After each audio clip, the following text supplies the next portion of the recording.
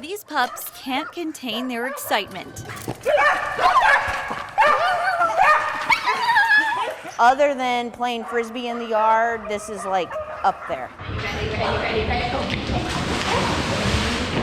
Here at Alaska K9 Aquatics, Because they love to swim, and it's such an amazing physical fitness for them. and this indoor pool is strictly for the dogs. We had a dog that was a beautiful swimmer that had severe arthritis, and he absolutely loved to swim, and he was the inspiration for us creating a pool.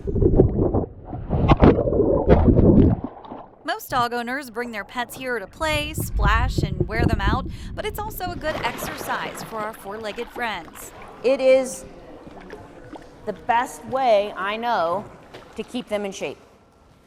And keeping them in shape is important to me. I want them lean and strong and completely mobile until their last day. This 18 by 25 foot pool is open to different families for 30-minute intervals, and the best part about it, it's open year-round. But definitely we're busier in the winter. October through April, our busiest months. So pups that get restless in the winter have a place to shake off all that pent-up energy. My husband is usually with me because it just makes us smile.